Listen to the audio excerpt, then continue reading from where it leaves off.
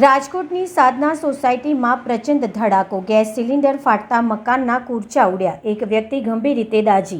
શહેરના રહેણાંક વિસ્તારમાં આજે વહેલી સવારે એક ભયાનક દુર્ઘટના ઘટતા સમગ્ર પંથકમાં ચકચાર મચી ગઈ છે। રાજકોટની સાધના સોસાયટીમાં આવેલા એક મકાનમાં અચાનક ગેસ સિલિન્ડર બ્લાસ્ટ થતાં આસપાસના લોકોમાં ભારે ફફડાટ ફેલાયો હતો। વિસ્ફોટ એટલો શક્તિશાળી હતો કે તેના અવાજથી આખી સોસાયટી ધણધણી ઉઠી હતી। આ દુર્ઘટનામાં એક વ્યક્તિ ગંભીર રીતે ઇજાગ્રસ્ત થયો હોવાનો અહેવાલ મળી રહ્યા છે, જેને તાત્કાલિક હોસ્પિટલ ખસેડવામાં આવી છે। બ્લાસ્ટની તીવ્રતાથી મકાનને ભારે નુકસાન, અફરાતફરીનો માહોલ। ઘટનાની વિગતો મુજબ સાધના સોસાયટીમાં જ્યારે આ બ્લાસ્ટ થયો ત્યારે આસપાસના રહીશો ઘરની બહાર દોડી આવ્યા હતા। બ્લાસ્ટના કારણે મકાનની દિવાલો અને માલ સામાનને ભારે નુકસાન પહોંચ્યું હતું। હેડ ઓફિસ ગુજરાત, મનોમંથન 9।